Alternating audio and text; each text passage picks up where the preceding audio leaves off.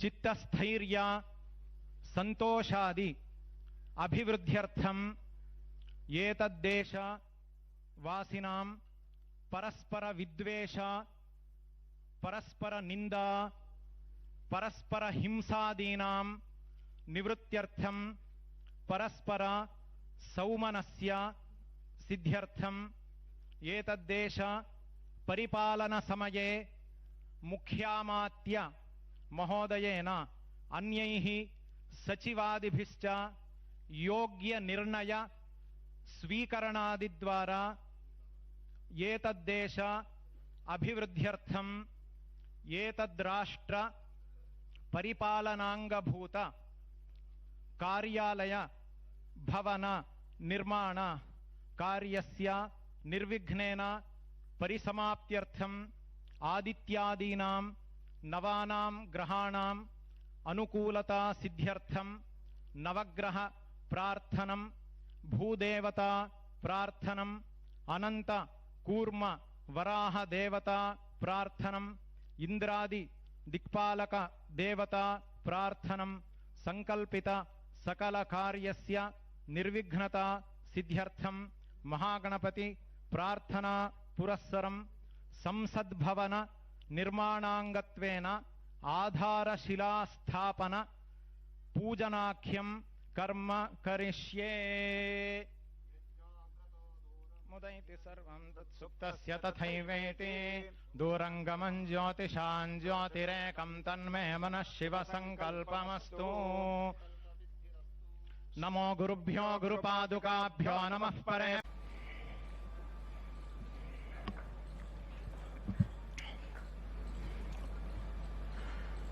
लोकसभा के अध्यक्ष श्रीमान ओम बिरला जी, राज्यसभा के उपसभापति श्रीमान हरिवंश जी,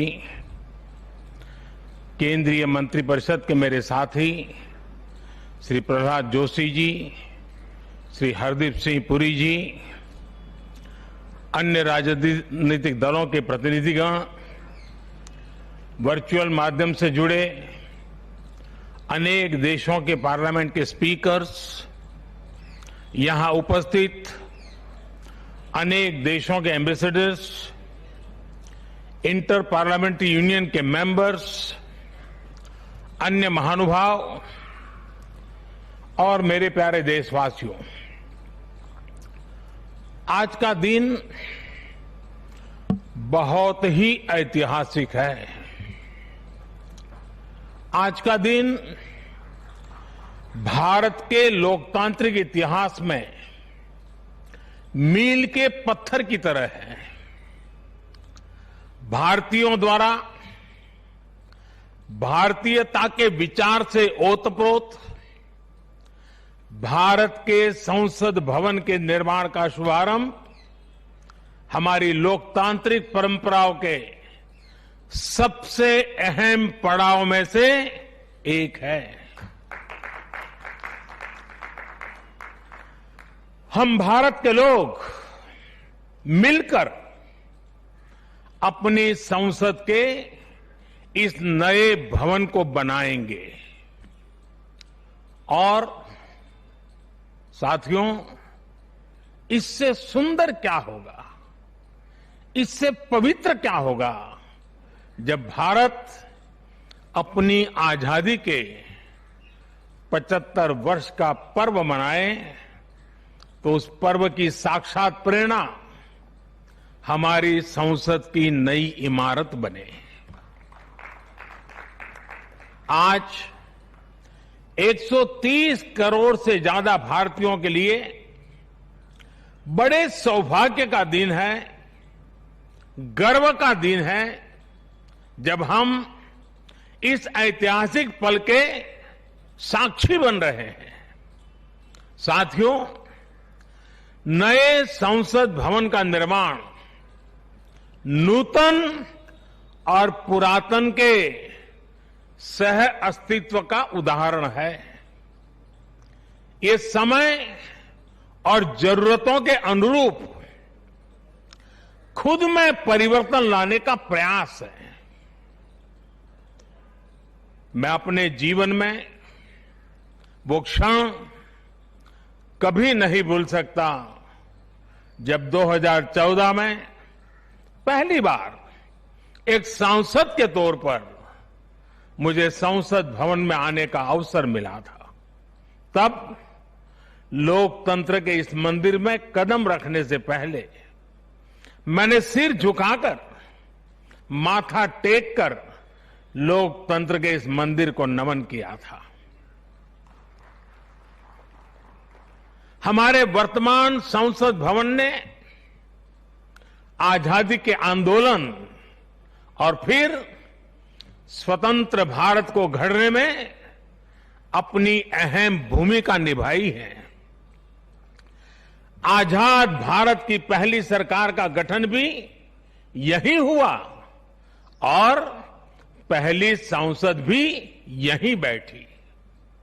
इसी संसद भवन में हमारे संविधान की रचना हुई, हमारे लोकतंत्र की पुनर्स्थापना हुई।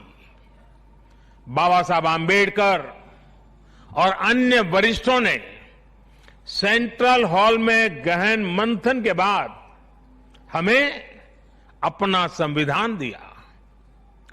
संसद की मौजूदा इमारत स्वतंत्र भारत के हर उतार चढ़ाव, हमारी हर चुनौतियां, हमारे समाधान, हमारी आशाओं आकांक्षाओं, हमारी सफलता का प्रतीक रही है।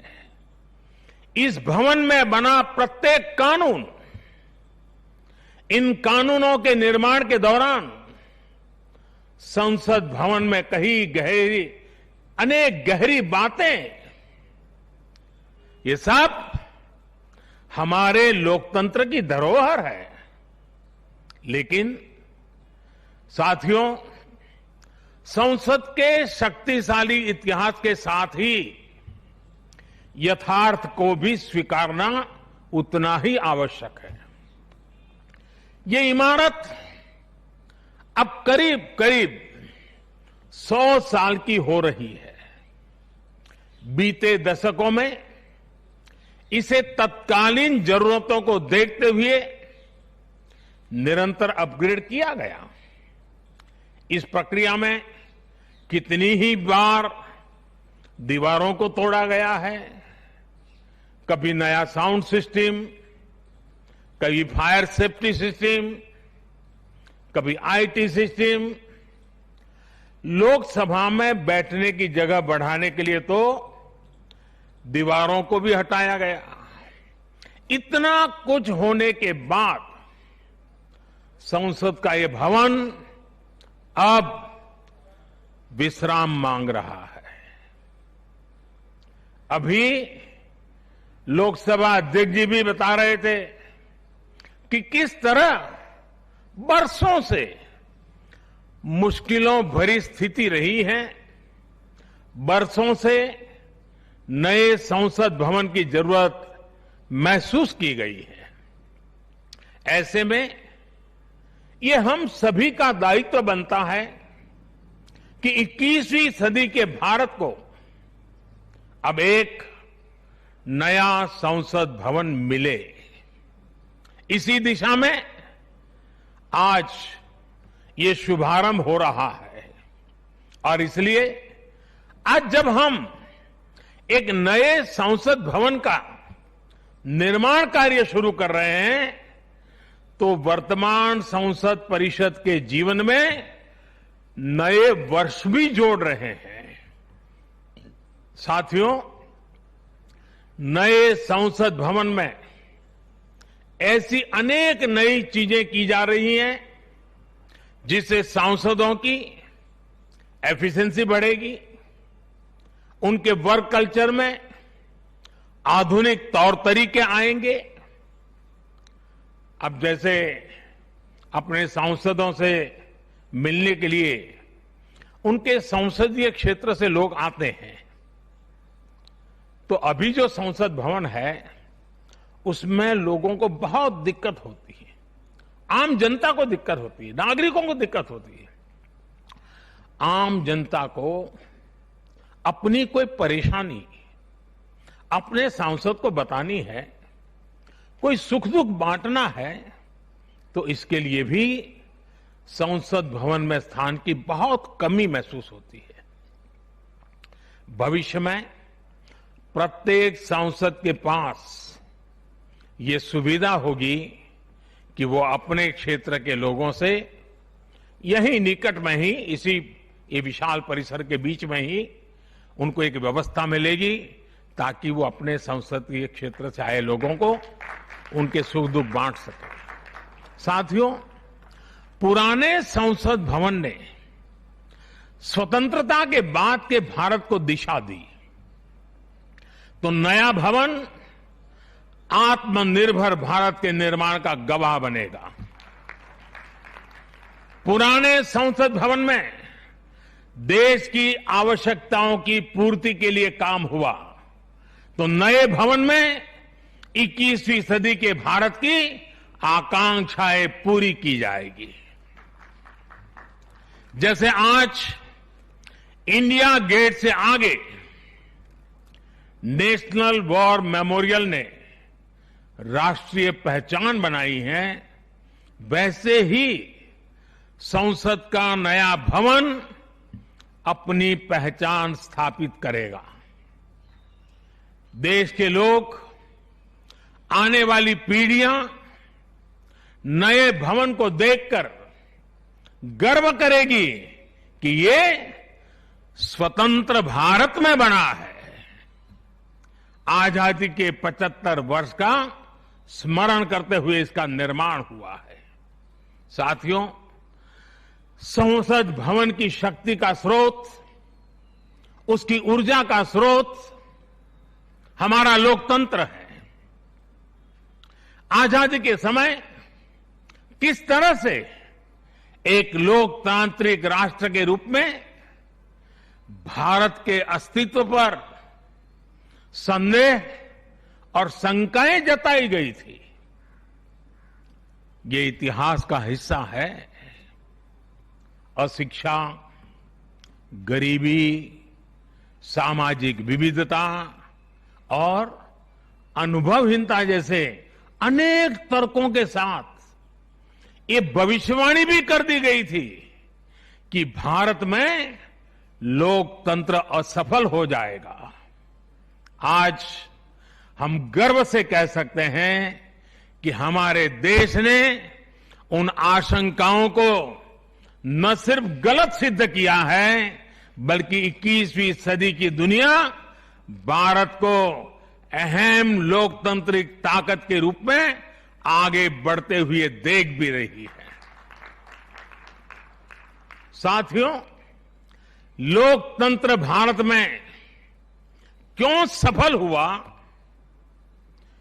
क्यों सफल है और क्यों कभी लोकतंत्र पर आंच नहीं आ सकती, ये बात हमारी हर पीढ़ी को जानना समझना बहुत आवश्यक है।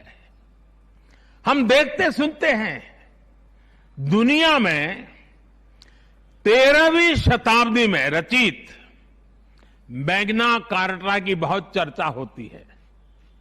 कुछ विद्वान इसे लोकतंत्र की बुनियाद भी बताते हैं, लेकिन ये भी बात उतनी ही सही है कि मैग्ना कार्टा से भी पहले 12वीं शताब्दी में, 12th सेंचुरी में ही भारत में भगवान बसवेश्वर का अनुभव मंटपम अस्तित्व में आ चुका था।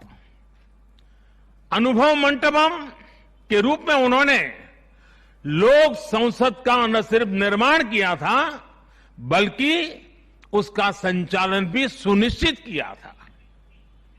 और भगवान बसवेश्वर जी ने कहा था, ಈ ಅನುಭವ ಮಂಟಪ ಜನಸಭಾ ನಾದಿನ ಮಟ್ಟು ರಾಷ್ಟ್ರದ ಉನ್ನತಿಗೆ ಹಾಗೂ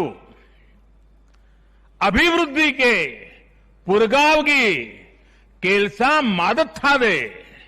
यानी ये अनुभव मंटपम एक ऐसी जनसभा है जो राज्य और राष्ट्र के हित में और उनकी उन्नति के लिए सभी को एकजुट होकर काम करने के लिए प्रेरित करती है। अनुभव मंटपम लोकतंत्र का ही तो एक स्वरूप था। साथियों, इस कालखंड के और पहले जाएं तो तमिलनाडु में चेन्नई से 80-85 किलोमीटर दूर उत्तरा मेरूर नाम के गांव में एक बहुत ही ऐतिहासिक साक्ष्य दिखाई देता है। इस गांव में चोल साम्राज्य के दौरान 10वीं शताब्दी में पत्थरों पर तमिल में लिखी गई पंचायत व्यवस्था का वर्णन है। 10th century. और इसमें बताया गया है कि कैसे हर गांव को कुडुम में कैटेगराइज किया जाता था, जिनको अगर आज की भाषा में कहना है तो हम आज उसको एक वार्ड कह सकते हैं। उन कुडुंबों से एक एक प्रतिनिधि महासभा में भेजा जाता था। और जैसा आज भी होता है, इस गांव में 1000 वर्ष पूर्व जो महासभा लगती थी वो आज भी वहां मौजूद है। और साथियों, 1000 वर्ष पूर्व बनी इस लोकतांत्रिक व्यवस्था में एक और बात बहुत महत्वपूर्ण थी। उस पत्थर पे लिखा हुआ है, उस शिलालेख में वर्णन है इसका, और उसमें कहा गया है कि जनप्रतिनिधि को चुनाव लड़ने के लिए अयोग्य घोषित करने का भी प्रावधान था उस जमाने में। और नियम क्या था? नियम यह था कि जो जनप्रतिनिधि अपनी संपत्ति का ब्यौरा नहीं देगा, वो और उसके करीबी रिश्तेदार चुनाव नहीं लड़ पाएंगे। कितने सालों पहले सोचिए, कितनी बारीकी से उस समय पर हर पहलू को सोचा गया, समझा गया, अपनी लोकतांत्रिक परंपराओं का हिस्सा बनाया गया। साथियों, लोकतंत्र का हमारे इतिहास देश के हर कोने में नजर आता है, कोने कोने में नजर आता है। कुछ शब्दों से तो हम बराबर परिचित हैं। सभा, समिति, गणपति, गणाधिपति, ये शब्दावली हमारे मन मस्तिष्क में सदियों से प्रवाहित है। सदियों पहले शाक्या, मल्ला और बेज्जी जैसे गणतंत्र हो, लिच्छवी, मल्लक, मड़क और कंबोज जैसे गणराज्य हो, या फिर मौर्य काल में कलिंग, सभी ने लोकतंत्र को ही शासन का आधार बनाया था।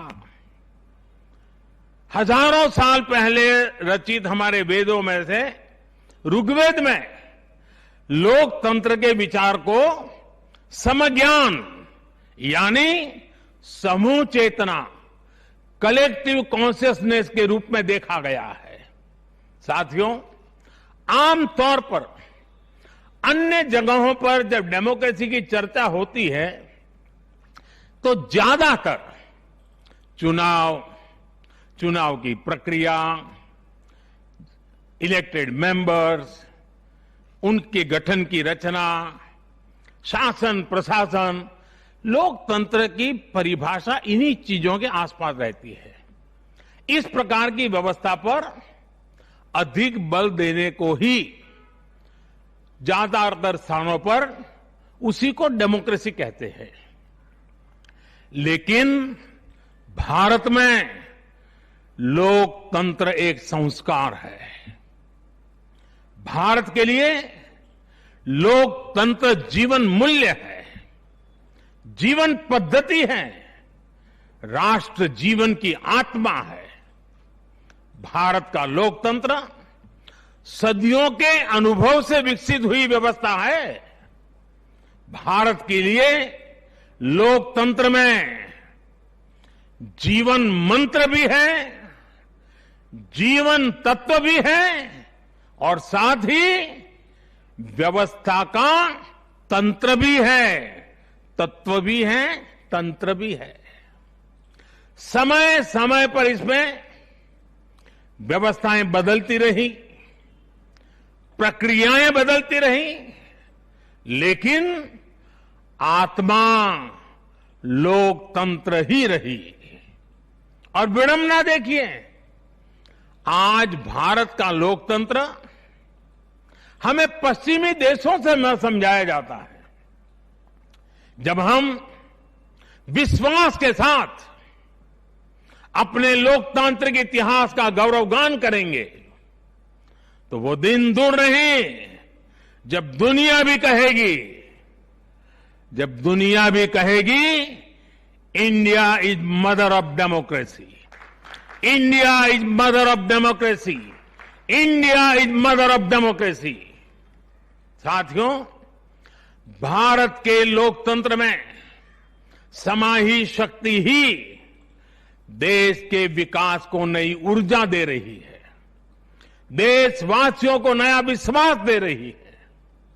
दुनिया के अनेक देशों में जहां लोकतांत्रिक प्रक्रियाओं को लेकर अलग स्थिति बन रही है, वहीं भारत में लोकतंत्र नित्य नूतन हो रहा है। हाल के वर्षों में हमने देखा है कि कई लोकतांत्रिक देशों में अब वोटर टर्नआउट लगातार घट रहा है। इसके विपरीत भारत में हम हर चुनाव के साथ वोटर टर्नआउट को बढ़ाते हुए देख रहे हैं, बढ़ता हुआ देख रहे हैं। इसमें भी महिलाओं और युवाओं की भागीदारी निरंतर बढ़ती जा रही है। साथियों, इस विश्वास की, इस आस्था की वजह है भारत में लोकतंत्र हमेशा से ही गवर्नेंस के साथ ही मतभेदों और विरोधाभासों को सुलझाने का महत्वपूर्ण माध्यम भी रहा है। अलग अलग विचार, अलग अलग दृष्टिकोण, ये सब बातें एक वाइब्रेंट डेमोक्रेसी को सशक्त करते हैं। डिफरेंसेस के लिए हमेशा जगह हो, लेकिन डिस्कनेक्ट कभी ना हो, इसी लक्ष्य को लेकर हमारा लोकतंत्र आगे बढ़ा है। गुरु नानक देव जी ने, और बड़ी सटीक बात कही है, गुरु नानक देव जी ने भी कहा है, जब लग दुनिया रही है नानक, जब लग दुनिया रही है नानक, किछु सुनिए किछु कहिए। यानी जब तक संसार रहे तब तक संवाद चलते रहना चाहिए। कुछ कहना और कुछ सुनना, यही तो संवाद का प्राण है, यही लोकतंत्र की आत्मा है। पॉलिसीज में अंतर हो सकता है, पॉलिटिक्स में भिन्नता हो सकती है, लेकिन हम पब्लिक की सेवा के लिए हैं। इस अंतिम लक्ष्य में कोई मतभेद नहीं होना चाहिए। वाद संवाद संसद के भीतर हो या संसद के बाहर, राष्ट्र सेवा का संकल्प, राष्ट्रहित के प्रति समर्पण लगातार झलकना चाहिए। और इसलिए आज जब नए संसद भवन का निर्माण शुरू हो रहा है, तो हमें याद रखना है कि वो लोकतंत्र जो संसद भवन के अस्तित्व का आधार है, उसके प्रति आशावाद को जगाए रखना हम सभी का दायित्व है। हमें हमेशा याद रखना है कि संसद पहुंचा हर प्रतिनिधि जवाबदेह है। ये जवाबदेही जनता के प्रति भी है और संविधान के प्रति भी है। हमारा हर फैसला राष्ट्र प्रथम, नेशन फर्स्ट, इसकी भावना से ही होना चाहिए। हमारे हर फैसले में राष्ट्र हित सर्वोपरि रहना चाहिए। राष्ट्रीय संकल्पों की सिद्धि के लिए हम एक स्वर में, एक आवाज में खड़े हो, ये बहुत जरूरी है। साथियों, हमारे यहां जब मंदिर के भवन का निर्माण होता है तो शुरू में उसका आधार सिर्फ ईंट पत्थर ही होता है। कारीगर, शिल्पकार सभी के परिश्रम से मंदिर के भवन का निर्माण पूरा होता है। लेकिन वो भवन एक मंदिर तब बनता है, उसमें पूर्णता तब आती है जब उसमें प्राण प्रतिष्ठा होती है। प्राण प्रतिष्ठा होने तक वो सिर्फ एक इमारत ही रहता है। साथियों, नया संसद भवन भी बनकर तो तैयार हो जाएगा, लेकिन वो तब तक एक इमारत ही रहेगा जब तक उसकी प्राण प्रतिष्ठा नहीं होगी। लेकिन ये प्राण प्रतिष्ठा किसी एक मूर्ति की नहीं होगी। लोकतंत्र के इस मंदिर में इसका कोई विधा विधान भी नहीं है, विधि विधान भी नहीं है। इस मंदिर की प्राण प्रतिष्ठा करेंगे इसमें चुनकर आने वाले जनप्रतिनिधि, उनका समर्पण, उनका सेवा भाव इस मंदिर की प्राण प्रतिष्ठा करेगा। उनका आचार, विचार, व्यवहार इस लोकतंत्र के मंदिर की प्राण प्रतिष्ठा करेगा। भारत की एकता, अखंडता को लेकर किए गए उनके प्रयास इस मंदिर की प्राण प्रतिष्ठा की ऊर्जा बनेंगे। जब एक एक जनप्रतिनिधि अपना ज्ञान, अपना कौशल्य, अपनी बुद्धि, अपनी शिक्षा, अपना अनुभव पूर्ण रूप से यहां निचोड़ देगा, राष्ट्रहित में निचोड़ देगा, उसी का अभिषेक करेगा, तब इस नए संसद भवन की प्राण प्रतिष्ठा होगी। यहां राज्यसभा काउंसिल ऑफ स्टेट्स है, एक ऐसी व्यवस्था है जो भारत के फेडरल स्ट्रक्चर को बल देती है। राष्ट्र के विकास के लिए राज्य का विकास, राष्ट्र के विकास के लिए राज्य का विकास, राष्ट्र की मजबूती के लिए राज्य की मजबूती, राष्ट्र के कल्याण के लिए राज्य का कल्याण, इस मूलभूत सिद्धांत के साथ काम करने का हमें प्रण लेना है। पीढ़ी दर पीढ़ी आने वाले कल में जो जनप्रतिनिधि यहां आएंगे, उनके शपथ लेने के साथ ही प्राण प्रतिष्ठा के इस महायज्ञ में उनका योगदान शुरू हो जाएगा। इसका लाभ देश के कोटि कोटि जनों को होगा। संसद की नई इमारत एक ऐसी तपोस्थली बनेगी जो देशवासियों के जीवन में खुशहाली लाने के लिए काम करेगी, जन कल्याण का काम करेगी। साथियों, 21वीं सदी भारत की सदी हो, ये हमारे देश के महापुरुषों और महान नारियों का सपना रहा है। लंबे समय से इसकी चर्चा हम सुनते आ रहे हैं।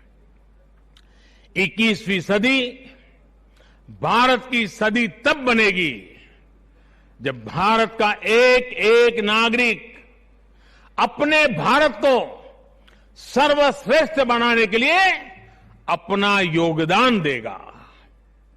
बदलते हुए विश्व में भारत के लिए अवसर बढ़ रहे हैं। कभी कभी तो लगता है जैसे अवसर की बाढ़ आ रही है। इस अवसर का हमें किसी भी हालत में, किसी भी सूरत में इन अवसरों को हमें हाथ से निकलने नहीं देना है।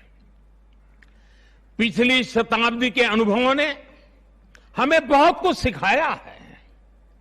उन अनुभवों से सीखे और उन अनुभवों की सीख हमें बार बार याद दिला रही है कि अब समय नहीं गंवाना है, समय को साधना है।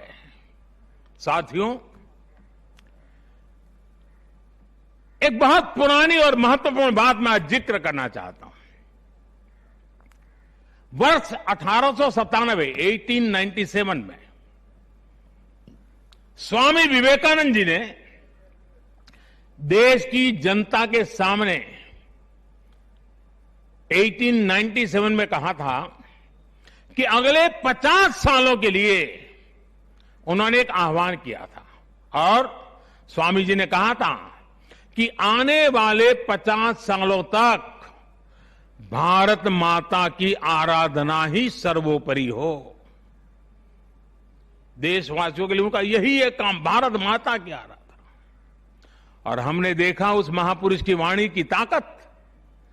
इसके ठीक 50 वर्ष बाद 1947 में भारत को आजादी मिल गई थी। आज जब संसद के नए भवन का शिलान्यास हो रहा है तो देश को एक नए संकल्प का भी शिलान्यास करना है। हर नागरिक को नए संकल्प का शिलान्यास करना है। स्वामी विवेकानंद जी ने उनके उस आह्वान को याद करते हुए हम सबको ये संकल्प लेना है। ये संकल्प हो इंडिया फर्स्ट का, भारत सर्वोपरि। हम सिर्फ और सिर्फ भारत की उन्नति, भारत के विकास को ही अपनी आराधना बना ले। हमारा हर फैसला देश की ताकत बढ़ाए। हमारा हर निर्णय, हर फैसला एक ही तराजू में तोला जाए और वो तराजू है देश का हित सर्वोपरि, देश का हित सबसे पहले। हमारा हर निर्णय वर्तमान और भावी पीढ़ी के हित में हो। साथियों, स्वामी विवेकानंद जी ने तो 50 वर्ष की बात की थी। हमारे सामने 25-26 साल बाद आने वाली भारत की आजादी की 100वीं वर्षगांठ है, जब देश वर्ष 2047 में 2047 में अपनी स्वतंत्रता के 100वें वर्ष में प्रवेश करेगा। तब हमारा देश कैसा हो, हमें देश को कहां तक ले जाना है, इस 25-26 वर्ष कैसे हमें खप जाना है, इसके लिए हमें आज संकल्प लेकर काम शुरू करना है। जब हम आज संकल्प लेकर देश हित को सर्वोपरि रखते हुए काम करेंगे तो देश का वर्तमान ही नहीं बल्कि देश का भविष्य भी बेहतर बनाएंगे। आत्मनिर्भर भारत का निर्माण, समृद्ध भारत का निर्माण अब रुकने वाला नहीं है, कोई रोक भी नहीं सकता। साथियों, हम भारत के लोग ये प्रण करें, हमारे लिए देश हित से बड़ा और कोई हित कभी नहीं होगा। हम भारत के लोग ये प्रण करें, हमारे लिए देश की चिंता अपनी खुद की चिंता से बढ़कर होगी। हम भारत के लोग ये प्रण करें, हमारे लिए देश की एकता अखंडता से बढ़कर कुछ नहीं होगा। हम भारत के लोग ये प्रण करें, हमारे लिए देश के संविधान की मान मर्यादा और उसकी अपेक्षाओं की पूर्ति जीवन का सबसे बड़ा ध्येय होगी। हमें गुरुदेव रविन्द्रनाथ टैगोर की ये भावना हमेशा याद रखनी है। और गुरुदेव रविन्द्रनाथ टैगोर की भावना क्या थी? गुरुदेव कहते थे, एकोता उत्साहो धरो, एकोता उत्साहो धरो, জাতীয় উন্নতি করো, দুসুক ভুবনে সবে ভারতের জয়। यानी एकता का उत्साह थामे रहना है।